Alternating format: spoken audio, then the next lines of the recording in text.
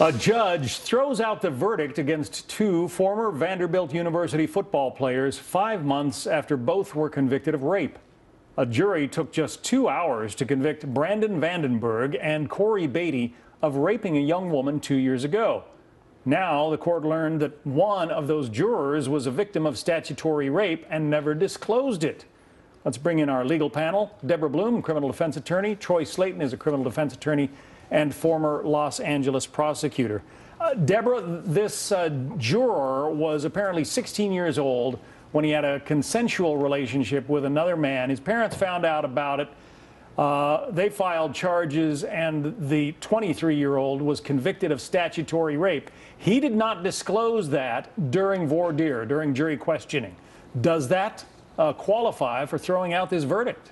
Absolutely. This juror would have absolutely been disqualified because they would not have been able to keep the experience out of their mind. So they would have been thrown out for cause. Or even if they were not able to be thrown out for cause, this juror, the defense would have exercised a preemptory challenge and had them dismissed from the juror pool. It brings up an interesting issue. In this country, we have very strict statutory rape laws, and sometimes two consenting teens will have sexual relations and then one of them ends up as a sex offender. But here what we have to focus on is that this juror would not have been able to keep the whole experience out of his mind and absolutely was not a proper fit for this jury. So the judge's decision to declare a mistrial is 100% the correct choice, even despite the fact that there's very strong evidence in this case. It has to be a fair and impartial jury. Well, Troy, do you agree?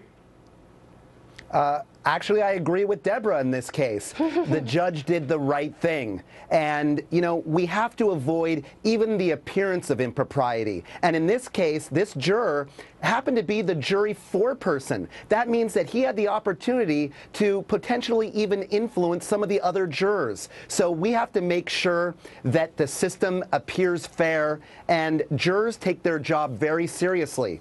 I would not be surprised if this juror is now facing perjury charges for either lying or lying by omission by failing to disclose that he was the victim of rape when he was charged with being the juror in a rape case. Well, wait a minute, Deborah, though. I mean, I don't know specifically what questions were asked of the jury pool when they were being seated, but I don't know. Is it normal for a prosecutor to say, any of you in this room a victim of rape? Absolutely is, because both the prosecution and the defense want to have a fair and impartial jury, because they both know that if something like this is to occur, that either a mistrial could be declared or an appeal will be filed. But Troy, you're the former prosecutor. The prosecutors here say, you know, his experience did not affect the outcome of the jury's decision. That's true, but it doesn't even appear that they are appealing the judge's decision to declare a mistrial, because the prosecutors want a clean prosecution. They don't want there to be any kind of doubt that that some sort of funny business was going on in the jury room. And of course, we also have to look to the victim, and the victim is going to have to be re-victimized here by going through the whole process again, and that's unfortunate. But in our system, we want to make sure that there is not even the appearance that something went wrong, and the judge made the right decision here. Well, Brandon Vandenberg and Corey Beatty, those two former Vanderbilt players, apparently will be able to get out on bond once again. They were convicted, as we said earlier, after just 2 hours of deliberation. Presumably there will be another trial.